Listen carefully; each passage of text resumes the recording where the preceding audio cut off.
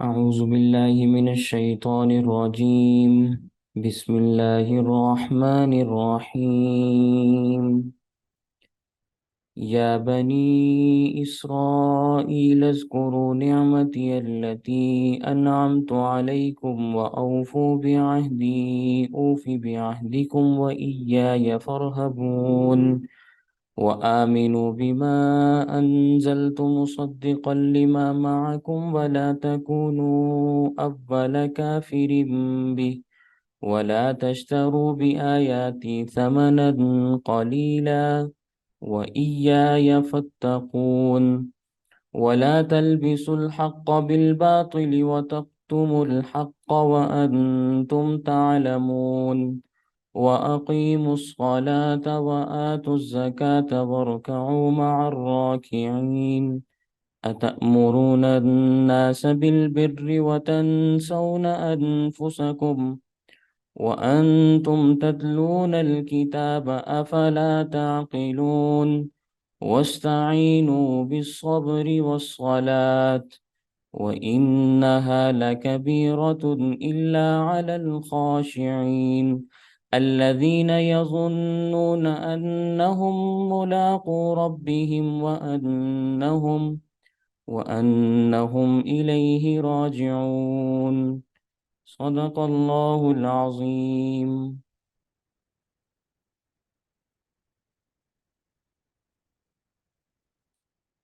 یا بنی اسرائیل، اے بنی اسرائیل والو، اذکروا نعمتی، یاد کرو میری ان نعمتوں کو، التی انعمت علیکم، جو میں نے تمہارے اوپر انعام کی، وَأَوْفُوا بِعَہْدِی، اور پورا کرو میرے عہد کو، اوفی بعہدکم، میں تمہارا عہد پورا کروں گا، وَإِيَّايَ فَارْهَبُونَ، اور خاص مجھ ہی سے ڈرو، صرف اور صرف مجھ ہی سے ڈرو، وَآمِنُوا بِمَا أَنزَلْتُ، اور ایمان لاؤ اس چیز پر جو میں نے نازل کی ہے، مصدقا لما معکم، جو تصدیق کرنے والی ہے اس چیز کی جو تمہارے پاس ہے، وَلَا تَكُونُوا أَوَّلَ كَافِرٍ بِهِ، اور نہ ہو جاؤ پہلے انکار کرنے والے، سب سے پہلے منکر تم نہ بن جانا، وَلَا تَشْتَرُوا بِآيَاتِي، اور نہ خریدو میری آیتوں کے بدلے میں ثمناً قلیلا، تھوڑی سی قیمت، وَإِيَّايَ فَاتَّقُونَ، اور صرف اور صرف مجھ ہی سے ڈرو، وَلَا تَلْبِسُوا الْحَقَّ بِالْبَاطِلِ، اور خلط ملط نہ کرو حق کو باطل کے ساتھ، وَتَكْتُمُوا الْحَقَّ، اور نہ چھپاؤ تم حق کو، وَأَنْتُمْ تَعْلَمُونَ، حالانکہ تم جانتے ہو، وَأَقِيمُوا الصَّلَاةَ، اور تم قائم کرو نماز کو، وَآتُوا الزَّكَاةَ، اور زکوٰۃ کو ادا کرو، وَارْكَعُوا مَعَ الرَّاكِعِينَ، اور رکوع کرنے والوں کے ساتھ رکوع کرو، أَتَأْمُرُونَ النَّاسَ، کیا تم لوگوں کو حکم کرتے ہو بالبر، نیکی کا، وَتَنْسَوْنَ أَنفُسَكُمْ، اور اپنے آپ کو بھول جاتے ہو، وَأَنْتُمْ تَتْلُونَ الْكِتَابَ، حالانکہ تم کتاب پڑھتے ہو، أَفَلَا تَعْقِلُونَ، کیا تم سمجھ نہیں رکھتے، کیا تمہیں بات سمجھ میں نہیں آتی، وَاسْتَعِینُوا بِالصَّبْرِ وَالصَّلَاةِ، اور مدد طلب کرو صبر اور نماز کے ذریعے، وَإِنَّهَا لَكَبِيرَةٌ، اور بے شک یہ نماز بہت بھاری ہے، إِلَّا عَلَى الْخَاشِعِينَ، ہاں ان لوگوں پر بھاری نہیں ہے جو عاجزی اختیار کرنے والے ہیں، الَّذِينَ يَظُنُّونَ، وہ لوگ جو یقین رکھتے ہیں، أَنَّهُمْ مُلَاقُو رَبِّهِمْ، کہ وہ اپنے رب سے ملاقات کرنے والے ہیں، وَأَنَّهُمْ إِلَيْهِ رَاجِعُونَ، اور بے شک وہ اسی کی طرف لوٹنے والے ہیں۔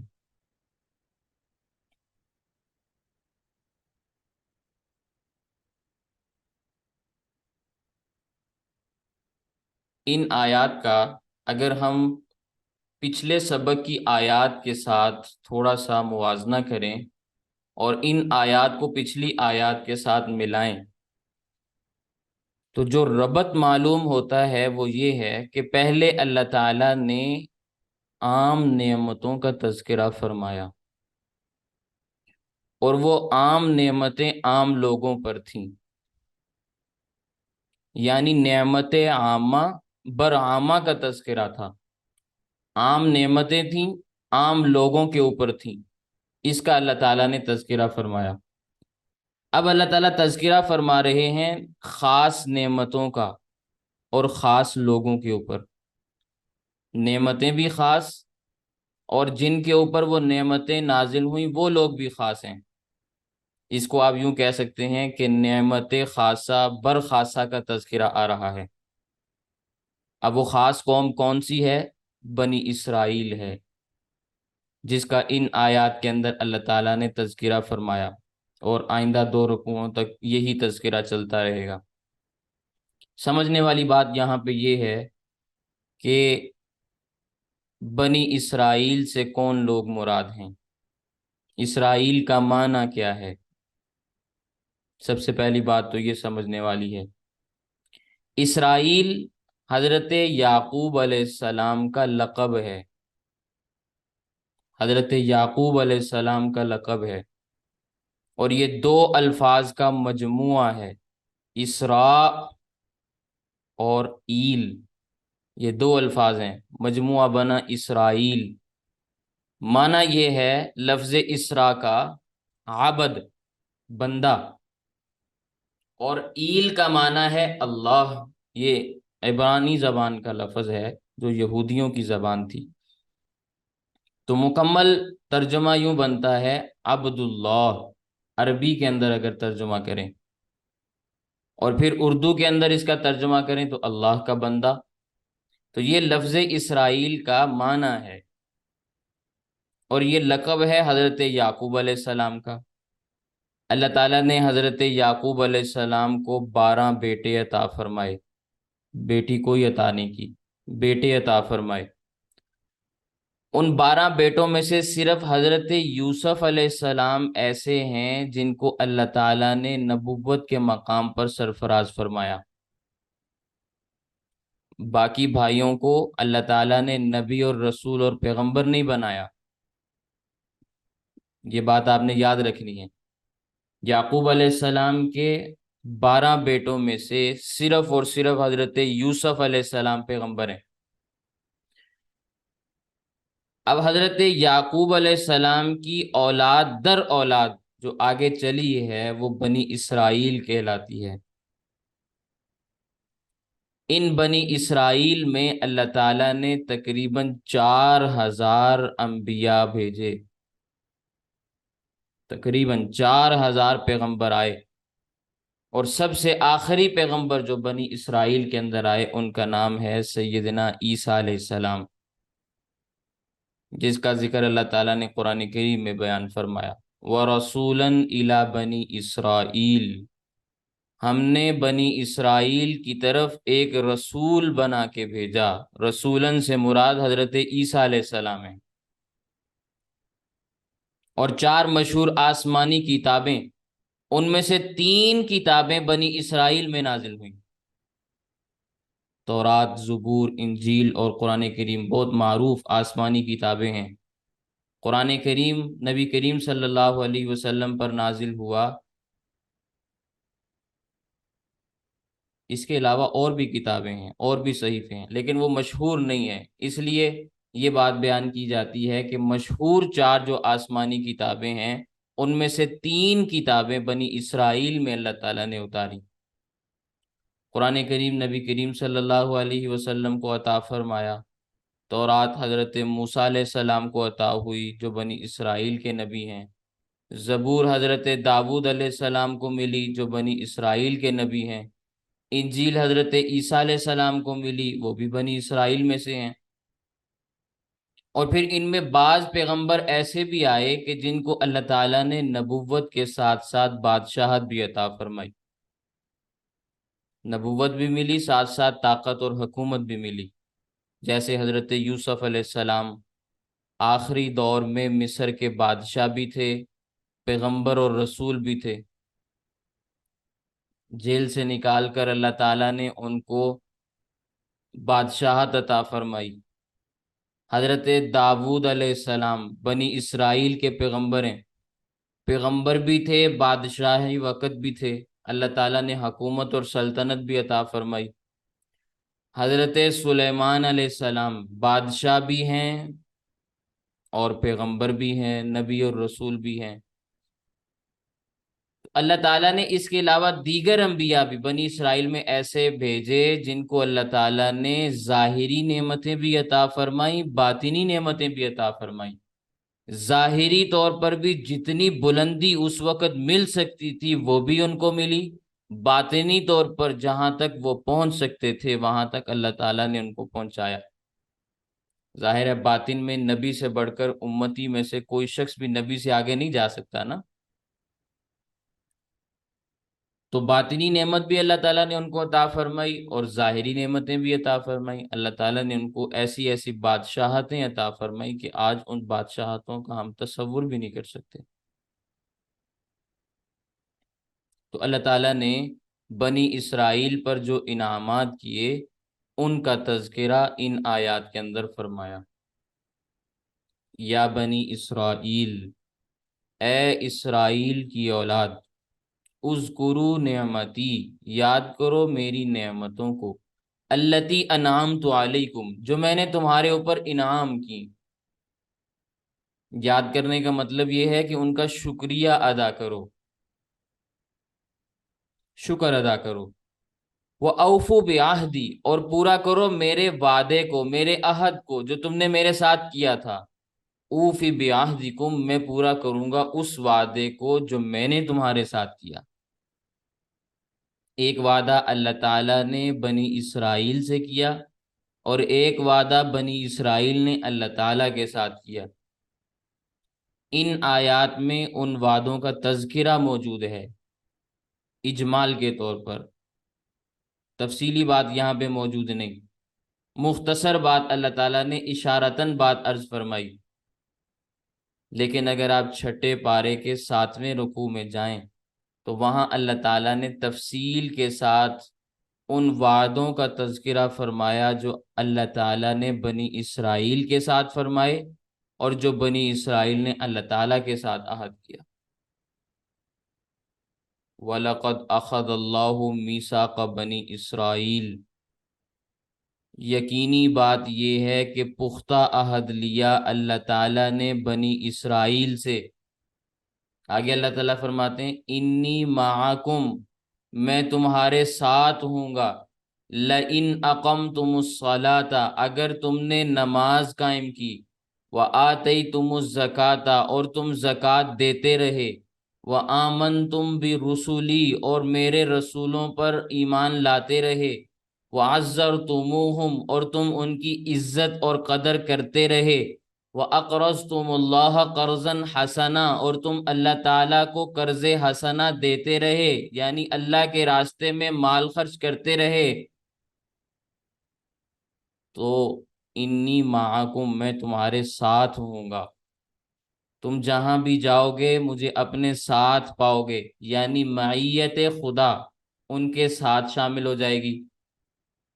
اگر بنی اسرائیل یہ کام کرتے رہے جو کام اللہ تعالیٰ نے ان کے ذمے لگائے وہ پورے کرتے رہیں، تو جو اللہ تعالیٰ کے ساتھ انہوں نے وعدہ کیا، عہد کیا، وہ پورا ہو گیا۔ تو یہ وہ عہد ہے جس کا تذکرہ ان آیات میں آپ کے سامنے آیا کہ اے بنی اسرائیل، اس عہد کو پورا کرو جو تم نے اللہ تعالیٰ کے ساتھ کیا۔ وَأُوفِ بِعَہْدِكُمْ، پھر اللہ تعالیٰ نے جو عہد تمہارے ساتھ کیا اللہ تعالیٰ بھی اسے پورا کرے گا۔ اب وہ عہد کیا ہے جو اللہ تعالیٰ نے فرمایا؟ ایک تو فرمایا انی معکم، میں تمہارے ساتھ رہوں گا، معیت معیت باری تعالیٰ تمہیں حاصل ہو جائے گی۔ پھر اگلی آیات میں دوسری باتیں بھی ہیں، لَأُكَفِّرَنَّ عَنْكُمْ سَيِّئَاتِكُمْ، میں ضرور بالضرور تمہاری ساری خطاؤں کو مٹا دوں گا، وَلَأُدْخِلَنَّكُمْ، اور میں تمہیں ضرور داخل کروں گا، جناتن، ان باغوں میں، تجری من تحتها الانہار، جن کے نیچے نہریں بہہ رہی ہوں۔ یہ ہے وہ معاہدے کی تفصیل کہ قرآن کریم کی ایک آیت کے اندر اشارہ کیا گیا، اجمالی بات بیان کی گئی، دوسری آیات میں انہی وعدوں کی تفصیلات کو بیان کیا گیا۔ پھر فرمایا وَإِيَّایَ فَارْہَبُونِ، فرہبون اصل میں فرہبونی ہے، معنی یہ بنے گا کہ تم صرف اور صرف مجھ ہی سے ڈرو، لیکن یا حذف ہو گئی تو فرہبون بن گیا، وقف آ گیا نا، مگر نہ فرہبون ہی پڑھا جاتا ہے۔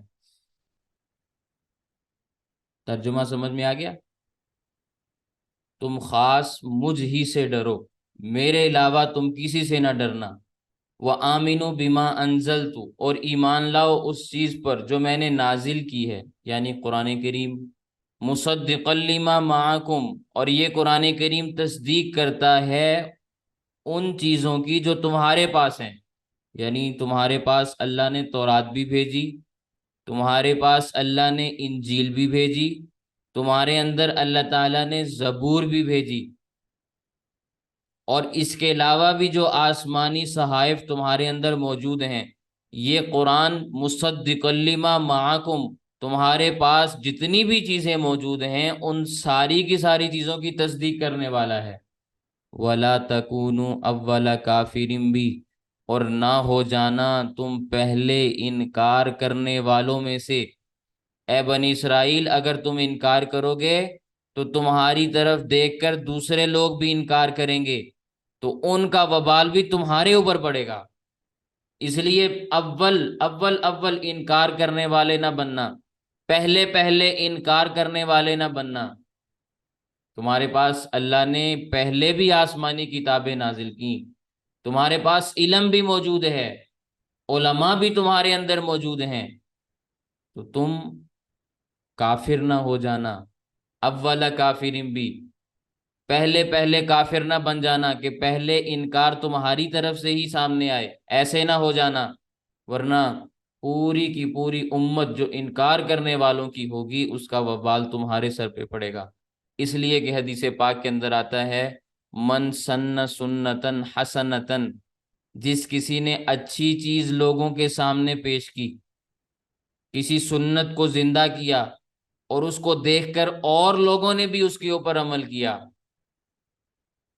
تو ان لوگوں کے عمل کا ثواب بھی اس شخص کو ملے گا جو سنت کو زندہ کرنے والا ہے، جو سنت کو جاری کرنے والا ہے۔ من سن سنتن حسنتن، جس نے اچھی چیز لوگوں کے سامنے پیش کی، اس اچھی چیز کو دیکھ کر لوگوں نے اس پر عمل کیا، اب عمل کرنے والوں کا عمل ان عمل کرنے والوں کے نامہ اعمال میں بھی جائے گا اور اس شخص کے نامہ اعمال میں بھی جائے گا جو اس طریقے کو زندہ کرنے والا ہے۔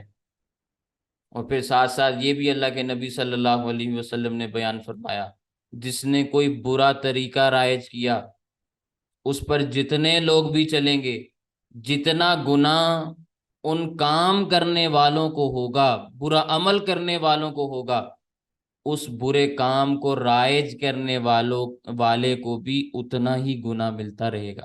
ایک ایک گناہ کرنے والے کا گناہ اس رائج کرنے والے کے کندھے پر بھی پڑتا رہے گا، اور ان کے گناہ میں کوئی کمی بھی نہیں آئے گی۔ جس طرح نیکی کرنے والے کے نیک اعمال میں کمی نہیں آئے گی، اسی طرح برائی کرنے والے کی برائی کے اندر بھی کمی نہیں آئے گی۔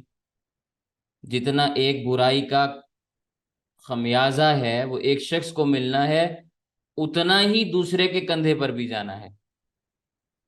اسی ضابطے کے مطابق یہ امت جتنی بھی نیکیاں کر رہی ہے، جتنے بھی اچھے کام کر رہی ہے، وہ تمام کی تمام نبی کریم صلی اللہ علیہ وسلم کے نامہ اعمال میں درج ہو رہی ہیں۔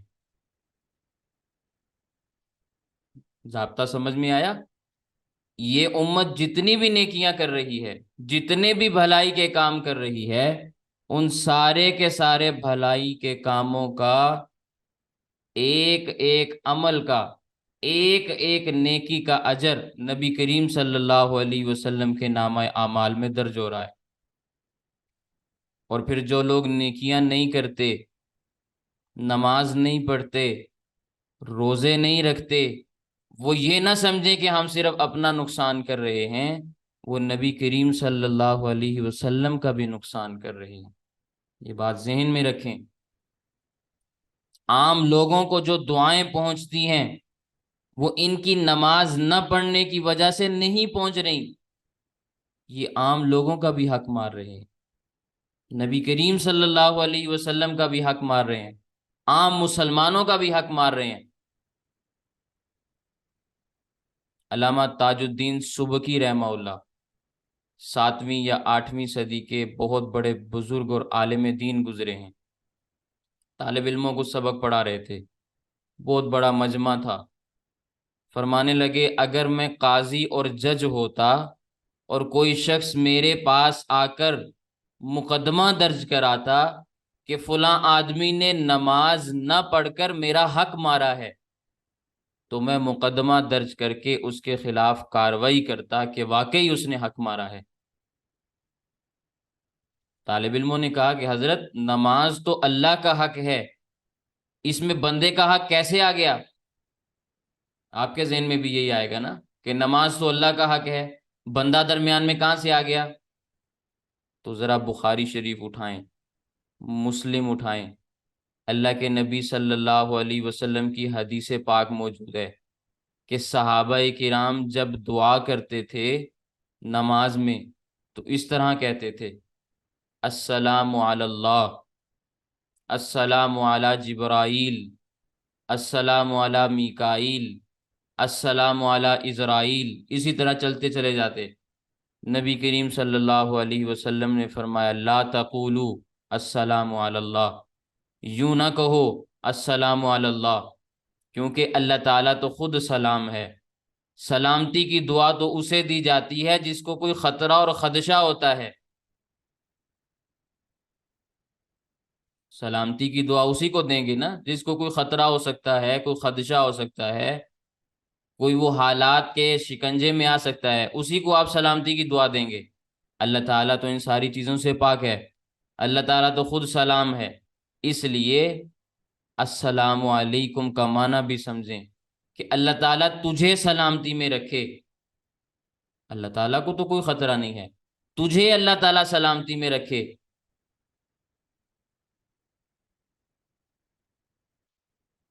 اب صحابہ کرام نماز کے اندر اللہ تعالیٰ کے لیے سلامتی کی دعا مانگتے، فرشتوں کا نام لے کر سلامتی کی دعا مانگتے، تو نبی کریم صلی اللہ علیہ وسلم نے فرمایا کہ بھی کتنوں کا نام لے کر سلامتی بھیجو گے؟ پھر معروف فرشتوں کے ہی نام آتے ہیں، اس کے علاوہ چند ایک فرشتوں کے نام آئیں گے، لیکن فرشتوں کی تعداد تو بہت زیادہ ہے، کتنے فرشتوں کے نام ہمیں آتے ہیں؟ پھر اس کے بعد پیغمبر ہیں، تو کتنے پیغمبروں کا نام لے کر ہم سلام بھیج لیں گے؟ قرآن کریم کے اندر تو چند ایک پیغمبروں کے نام آتے ہیں، حدیث پاک میں چند مزید کے نام آ جاتے ہیں، لیکن پیغمبروں کی تعداد تو کم و بیش 1,24,000 ہے۔ کتنوں کے نام لے لے کر ہم ایک نماز کے اندر سلام بھیجتے رہیں گے؟ تو لہٰذا تم یوں کہا کرو، السلام علینا وعلی عباد اللہ الصالحین۔ یہ جملہ اللہ کے نبی صلی اللہ علیہ وسلم نے سکھلایا کہ تم یہ کہا کرو، السلام علینا وعلی عباد اللہ الصالحین، کہ ہم پر بھی سلامتی ہو اور جتنے انبیاء، صلحاء، جنات، نیک جنات، فرشتے جو نیک ہیں، وہ سارے کے سارے اس دعا کے ضمن میں آ جائیں گے۔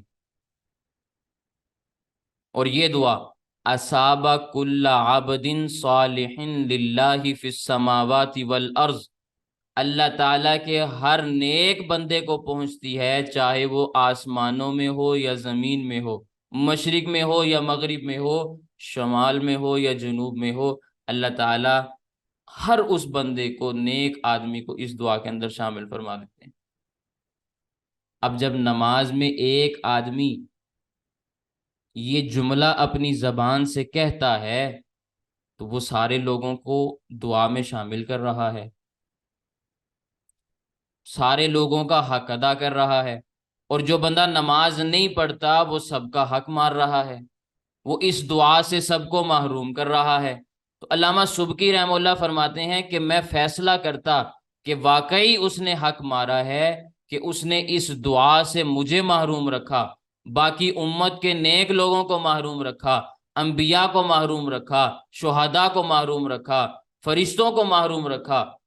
یا اس طرح سمجھیں کہ جو شخص نماز نہیں پڑھتا اس نے درود پاک اللہم صلی علی محمد وعلی آل محمد بھی نہیں پڑھا، اس نے یہ درود پاک بھی نہیں پڑھا ہوگا۔ ظاہر ہے نماز میں ہم درود پاک پڑھتے ہیں، اور پھر آل محمد سے مراد جس طرح نبی کریم صلی اللہ علیہ وسلم کی نسبی اولاد ہے، اہل بیت جس طرح آل محمد سے مراد ہیں، اسی طرح آل محمد سے مراد تمام مومن بھی ہیں۔ نبی کریم صلی اللہ علیہ وسلم کا کلمہ پڑھنے والا ایک ایک امتی وہ نبی کریم صلی اللہ علیہ وسلم کی اولاد ہے، تو اس نے اس اعتبار سے بھی تمام مومنوں کا حق مارا۔ لہٰذا بے نماز آدمی صرف اللہ تعالیٰ کا حق ضائع نہیں کرتا، بلکہ مخلوق میں سے بھی جو نیک لوگ ہیں، جو صالحین ہیں، متقین ہیں، ان کا بھی حق مار رہا ہے۔ پھر عام کسی بندے کا حق مارتا تو سمجھ بھی آتی، اللہ تعالیٰ کے نیک لوگوں کا جو حق مارتا ہے اللہ تعالیٰ پھر اس کو ذلیل و رسوا فرما دیتے ہیں۔ اس لیے نماز نہ پڑھنا جہاں اور بہت ساری نحوستوں کا ذریعہ اور سبب ہے، وہاں ایک چیز اس میں یہ بھی آتی ہے کہ انسان اللہ تعالیٰ کے قہر کا شکار ہو جاتا ہے، اس پر اللہ تعالیٰ کی پھٹکار پڑتی ہے، پھر اس کے کام نہیں ہوتے، پھر اس کی ضرورتیں پوری نہیں ہوتی، پھر وہ دنیا میں پریشان حال لوگوں کی طرح گھومتا پھرتا ہے۔ اس لیے نماز کا لازمی اہتمام کریں، 5 وقت کی نماز کو اہتمام کے ساتھ، خشوع اور خضوع کے ساتھ ادا کریں۔ اللہ تعالیٰ ہمیں اس کی توفیق عطا فرمائے۔ اللہ تعالیٰ فرماتے ہیں وَلَا تَشْتَرُوا بِآيَاتِي ثَمَنًا قَلِيلًا، اور نہ خریدو میری آیتوں کے بدلے میں تھوڑی تھوڑی قیمتیں۔ اس کا یہ مطلب نہیں کہ زیادہ قیمت کے بدلے میں بیچنا جائز ہے، کیونکہ دنیا اور دنیا میں جو کچھ ہے وہ سب کا سب قلیل ہے۔ ترمذی میں ایک روایت آتی ہے، اللہ کے نبی صلی اللہ علیہ وسلم نے فرمایا دنیا اور جو کچھ دنیا میں ہے اس کی قیمت اگر اللہ تعالیٰ کے نزدیک مچھر کے پر کے برابر بھی ہوتی تو اللہ تعالیٰ کبھی کافر کو ایک گھونٹ پانی کا بھی نہ دیتے۔ ہمارے نزدیک تو سونے کی قیمت ہے، چاندی کی قیمت ہے، آج کے زمانے میں ڈالرز کی قیمت ہے، ٹھیک ہے، لیکن اللہ تعالیٰ کے نزدیک مچھر کے پر کے برابر بھی کسی چیز کی کوئی حیثیت نہیں۔ لہٰذا ساری دنیا بھی قرآن کریم کی ایک آیت کے مقابلے میں ہیچ ہے۔ اگر آپ اس کو یوں سمجھنا چاہیں تو سمجھیں، قاف قرآن کریم کی ایک آیت ہے، ساری دنیا کے خزانے جمع ہو کر قاف کے مقابلے میں یا حامیم کے مقابلے میں یا یاسین کے مقابلے میں یا نون کے مقابلے میں قیمت نہیں بن سکتے۔ ساری دنیا کی قیمتیں بھی جمع ہو جائیں تو قرآن کریم کی ایک اس چھوٹی سی آیت کا بھی مقابلہ نہیں کر سکتے۔ اس لیے اللہ تعالیٰ نے فرمایا وَلَا تَشْتَرُوا بِآيَاتِي ثَمَنًا قَلِيلًا، دنیا کے حقیر ساز و سامان کے بدلے میں اللہ تعالیٰ کی آیات کا سودا نہ کرو۔ وَإِيَّايَ فَاتَّقُونِ، اور اللہ سے ڈرو، صرف اور صرف اللہ تعالیٰ سے ڈرو۔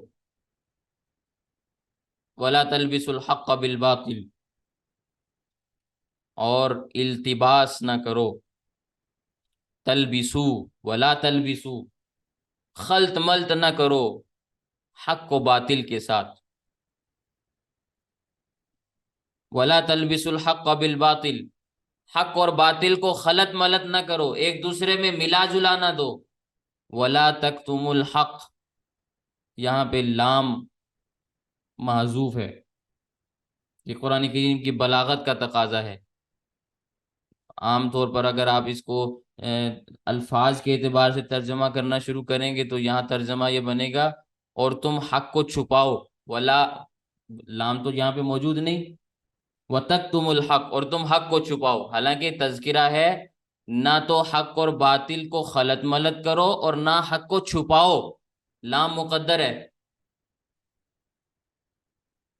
اصل عبارت یوں ہے وَلَا تَلْبِسُوا الْحَقَّ بِالْبَاطِلِ وَلَا تَكْتُمُوا الْحَقَّ، لا یہاں پہ حذف کیا، اس کو لکھا اس لیے نہیں گیا کہ یہ بلاغت کا تقاضا ہے، فصاحت کا تقاضا ہے۔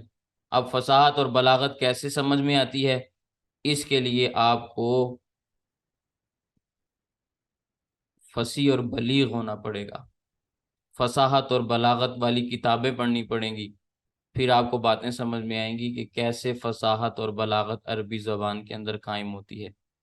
خیر وہ ایک لمبا موضوع ہے، میں نے آپ کے سامنے بات عرض کر دی کہ یہاں اصل عبارت ہے وَلَا تَكْتُمُوا الْحَقَّ، اور تم نہ چھپاؤ حق کو، حق کو چھپاؤ بھی نہ اور حق اور باطل کو خلط ملط بھی نہ کرو، ایک دوسرے کے اندر ملاؤ جلاؤ بھی نہ، دونوں کام نہیں کرنے۔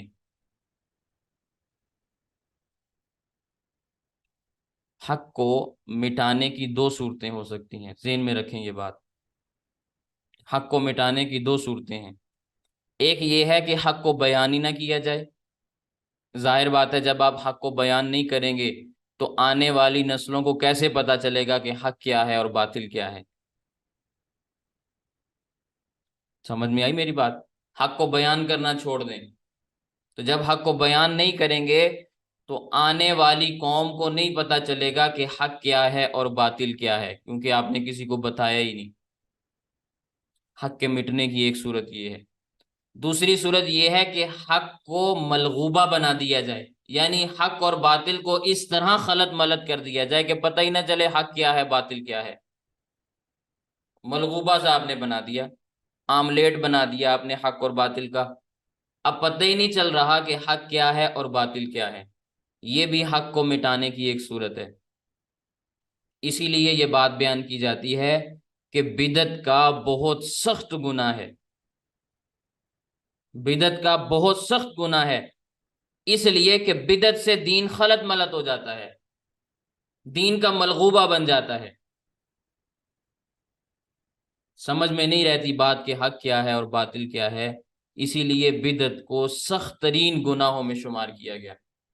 تو حق کو مٹانے کی دو صورتیں ہیں، نمبر ایک حق کو بیان ہی نہ کریں، نمبر ایک حق کو باطل کے ساتھ خلط ملط کر دیں، پتہ ہی نہ چلے حق کیا ہے باطل کیا ہے۔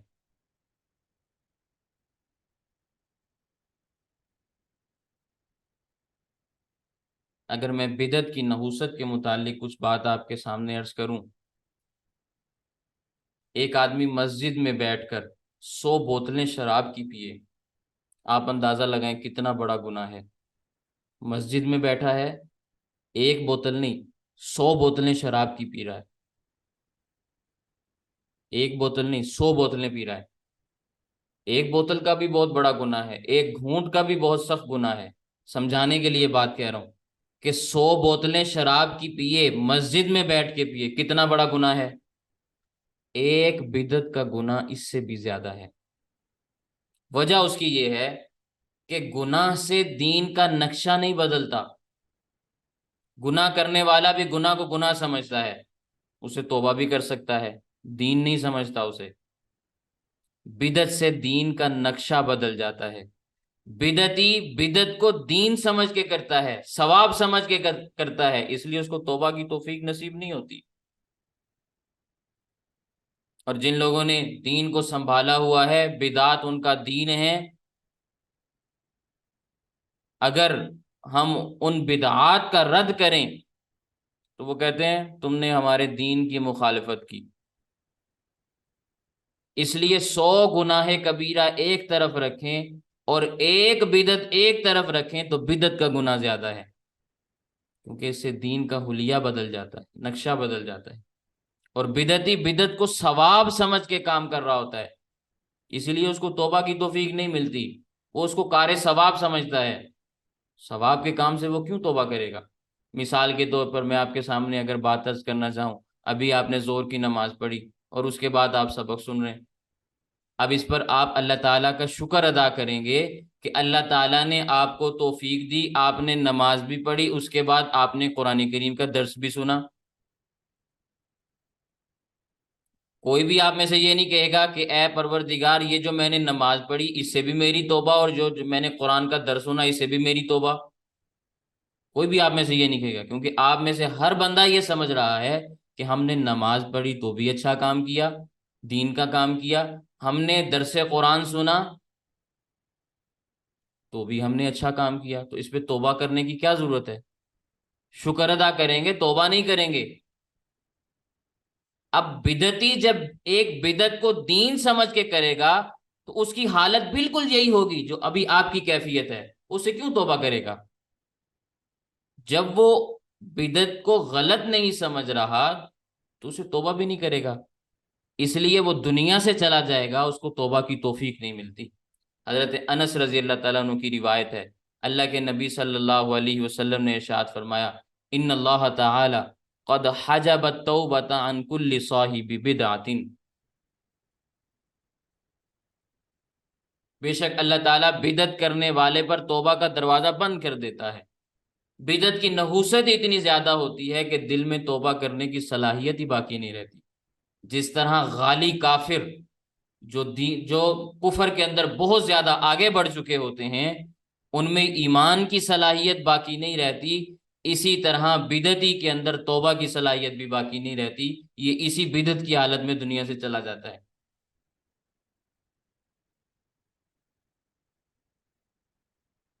حضرت مولانا عبید اللہ مرحوم رحمہ اللہ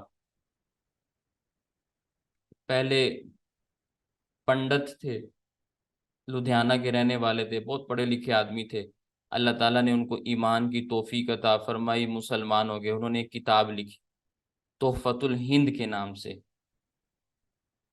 ہندوؤں کے لیے تحفہ کتاب لکھی، بہت نایاب کتاب تھی، آج بھی کہیں مل جاتی ہے اگر تھوڑی سی ہمت کریں، اردو زبان میں ہے۔ اس کتاب کو آپ کھول کے دیکھیں، آج کے زمانے کی نہیں ہے، پرانی کتاب ہے، اس میں انہوں نے یہ باتیں لکھی ہیں، تیجا کرنا، ساتواں کرنا، دسواں کرنا، برسی منانا، عرس لگانا، یہ تمام ہندوؤں کی رسمیں ہیں جو مسلمانوں کے اندر آئی ہیں۔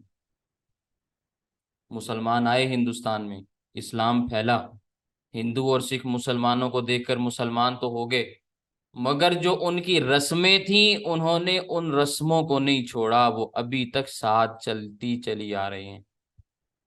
اور یہی وہ کتاب ہے مولانا عبید اللہ کی، جس کو دیکھ کر مولانا عبید اللہ سندھی رحمہ اللہ 12 سال کی عمر میں اسلام قبول کیا، جنہوں نے، مولانا عبید اللہ سندھی، مصنف کا نام بھی مولانا عبید اللہ ہے، وہ بھی ہندوؤں سے مسلمان ہوئے، اور اس کتاب کو پڑھنے والا 12 سال کی عمر میں مولانا عبید اللہ سندھی، جن کا نام بوٹا سنگھ تھا،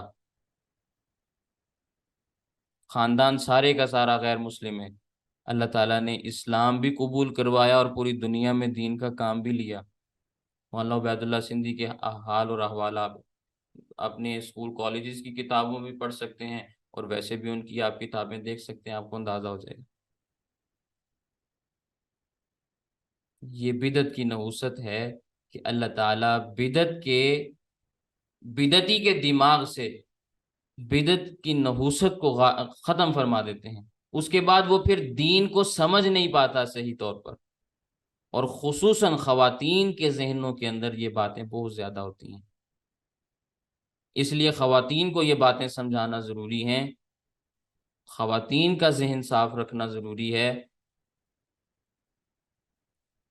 جن گھروں کے اندر خواتین کے ذہن صاف ہیں، بدعتی قسم کے ذہن ان کے نہیں ہیں، تو ان گھروں کے اندر سے بدعتیں بھی ختم ہو جاتی ہیں، اور جن گھروں کے اندر عورتیں اس قسم کی ہیں پھر ان کا پورا خاندان اسی نہج کے اوپر چلتا ہے، پھر اصلاح کی توفیق ان کے اندر نہیں رہتی، الا یہ کہ اللہ تعالیٰ کسی کے ساتھ کرم والا معاملہ فرما دے۔ میں اس پر ایک واقعہ آپ کے سامنے عرض کرنا چاہتا ہوں، صحابہ کرام کے زمانے کا۔ حضرت عبداللہ بن مسعود رضی اللہ تعالیٰ عنہ کوفہ کے گورنر ہیں۔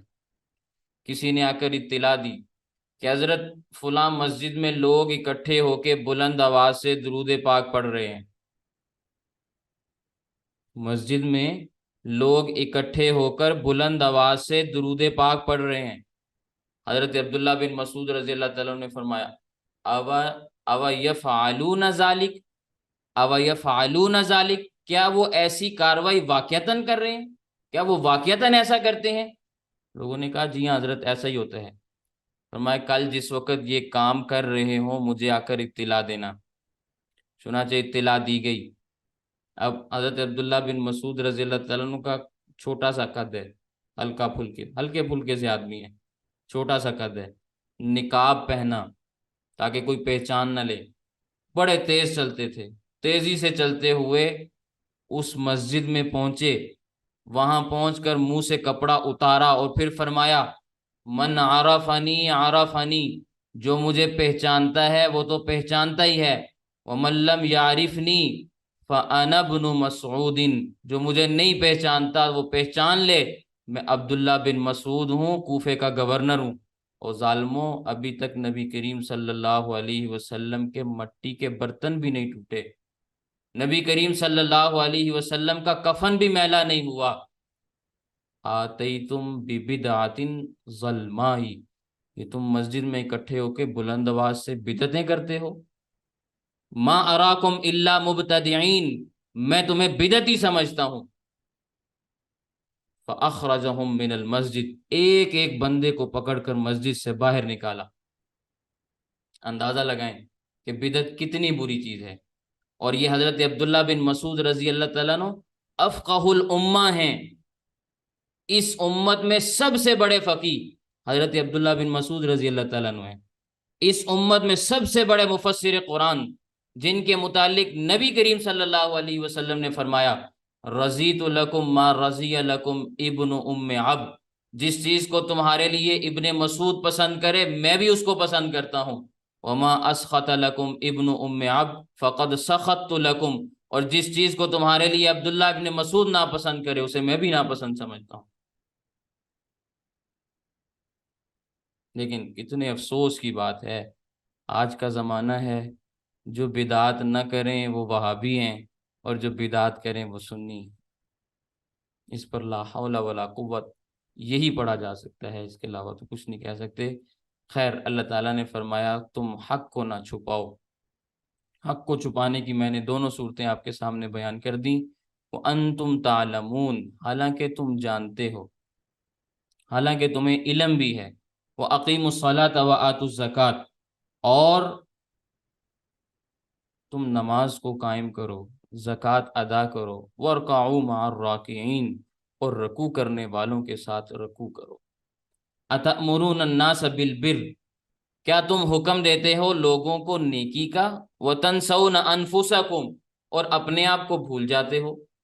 آج ہمارے وعظ اور تبلیغ میں اسی وجہ سے اثر نہیں ہوتا کہ ہم کہتے زیادہ ہیں کرتے کم ہیں، کہتے بہت کچھ ہیں عمل نہیں کرتے۔ پہلے لوگوں کے وعظ اور تبلیغ میں اسی لیے اثر ہوا کرتا تھا کہ وہ جو کچھ کہتے تھے پہلے اس کے اوپر عمل بھی کر کے دکھاتے تھے۔ سمجھ میں آئی بات؟ انتم تتلون الکتاب، حالانکہ تم کتاب پڑھتے ہو، افلا تعقلون، کیا تم اتنی موٹی موٹی باتیں نہیں سمجھتے؟ اتنی موٹی موٹی باتیں تمہاری عقل کے اندر نہیں آتی؟ افلا تعقلون، کیا تم عقل نہیں رکھتے؟ واستعینوا بالصبر والصلاۃ، اور مدد طلب کرو صبر اور نماز کے ذریعے سے۔ صبر اور نماز مدد طلب کرنے کا ذریعہ ہیں، یہ بات ذہن میں رکھیں۔ واستعینوا بالصبر والصلاۃ، مدد طلب کرو صبر اور نماز کے ذریعہ سے۔ صبر اور نماز سے مدد نہیں مانگنی، مدد اللہ سے مانگنی ہے، جس کا سبق سورہ فاتحہ میں ہمیں دیا گیا، ایاک نعبد و ایاک نستعین، اے اللہ ہم تیری ہی عبادت کرتے ہیں، تجھ ہی سے مدد مانگتے ہیں۔ سمجھ میں آئی میری بات؟ یہ بات میں اس لیے آپ کو سمجھا رہا ہوں کہ غلط قسم کے لوگ بڑے عجیب و غریب قسم کے دھوکے دیتے ہیں۔ ایک صاحب تقریر کر رہے تھے، کہنے لگے یہ وہابی کہتے ہیں کہ غیر اللہ سے مدد نہ مانگو، میں غیر اللہ سے مدد مانگنا قرآن سے ثابت کرتا ہوں۔ پھر وہ کہنے لگا قرآن کہتا ہے وَاسْتَعِینُوا بِالصَّبْرِ وَالصَّلَاةِ، مدد مانگ صبر سے، مدد مانگ نماز سے۔ وَاسْتَعِینُوا بِالصَّبْرِ وَالصَّلَاةِ، صبر اور نماز سے مدد مانگو۔ کیا صبر اور نماز غیر اللہ نہیں ہے؟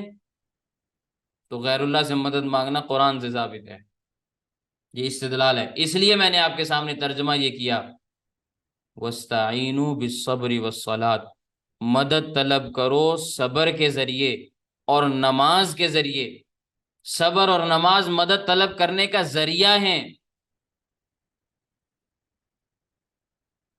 الصبر کے اوپر با داخل ہے، سمجھ میں آئی؟ اور یہی با الصلاۃ کے اوپر بھی داخل ہے، لیکن وہ صاحب با کو حلوہ سمجھ کے کھا گئے، کیونکہ با کا معنی ہے سبب اور ذریعہ۔ با سببیت کے لیے بھی آتی ہے، ذریعہ بتانے کے لیے بھی آتی ہے۔ معنی یہ بنتا ہے کہ مدد طلب کرو صبر اور نماز کے ذریعہ سے۔ مانگنی مدد کس سے ہے؟ اللہ تعالیٰ سے۔ اس قسم کے دھوکے بھی دیے جاتے ہیں، اس لیے ترجمہ اچھا کرنا، بہترین کرنا، عمدہ کرنا یہ بے حد ضروری ہے، وگرنہ اشکالات پیدا ہوتے ہیں اور غلط قسم کے لوگ پھر استدلال کرتے ہیں۔ وَإِنَّهَا لَكَبِيرَةٌ، بے شک یہ نماز بہت بھاری ہے، إِلَّا عَلَى الْخَاشِعِينَ، مگر جو لوگ عاجزی کرنے والے ہیں، جو اللہ تعالیٰ سے ڈرنے والے ہیں، ان پر بھاری نہیں ہے۔ کن کے اوپر بھاری ہے؟ جو لوگ خشوع نہیں کرتے، اللہ تعالیٰ سے نہیں ڈرتے، ان کے اوپر نماز بھاری ہے۔ منافقوں کی اللہ کے نبی صلی اللہ علیہ وسلم نے علامت یہ بیان فرمائی کہ ان پر نماز بہت بھاری ہوتی ہے۔ لیکن جو لوگ خشوع اختیار کرتے ہیں، عاجزی اختیار کرتے ہیں، اللہ تعالیٰ سے ڈرتے ہیں، ان کے اوپر یہ معاملہ نہیں ہوتا، ان کے لیے نماز بھاری نہیں ہے، انہیں تو نماز کے اندر لذت محسوس ہوتی ہے، انہیں تو نماز کے اندر قرار آتا ہے، انہیں تو نماز کے اندر مٹھاس معلوم ہوتی ہے، کیونکہ نماز اللہ تعالیٰ سے مانگنے کا ذریعہ ہے، ملاقات کا ذریعہ ہے۔ انسان اپنے رب سے ملاقات کرنے کے لیے حالت نماز میں آتا ہے کہ میں اپنے رب سے باتیں کرنے لگا ہوں، تو اس پر نماز کیسے بھاری ہو سکتی ہے؟ الذین یظنون، عاجزی کرنے والے وہ ہیں جو یقین رکھتے ہیں، انہم ملاقو ربہم، کہ بے شک وہ ان قریب ملاقات کرنے والے ہیں اپنے رب سے، وانہم الیہ راجعون، اور بے شک وہ اسی کی طرف لوٹنے والے ہیں۔ یہ ہیں مومن اور یہ ہے ان کی صفات۔ ایسے لوگوں پر نماز بھاری نہیں ہے جو اللہ تعالیٰ سے ملاقات کا یقین رکھتے ہیں، اللہ تعالیٰ کی طرف لوٹنے کا جنہیں یقین ہے، خشوع اختیار کرنے والے ہیں، ان پر نماز بھاری نہیں ہے۔ اس کے علاوہ جتنے بھی لوگ ہیں ان سب کے اوپر نماز بھاری ہے۔ یہ میں نے نہیں فتویٰ لگایا، اللہ کے قرآن نے لگایا ہے، یہ فتویٰ ہمارا نہیں ہے، اللہ کے قرآن کا ہے۔ سمجھ میں آئی میری بات؟ اس لیے نماز کا اہتمام کریں، اپنے رب سے ملاقات کا یقین رکھیں۔ ہم نے اللہ تعالیٰ کی طرف لوٹ کر جانا ہے، اور پھر اللہ تعالیٰ نے ہم سے ایک ایک عمل کا حساب بھی لینا ہے۔ اللہ تعالیٰ ہمیں نماز اہتمام کے ساتھ ادا کرنے کی توفیق عطا فرمائے۔ وآخر دعوانا ان الحمد للہ رب العالمین۔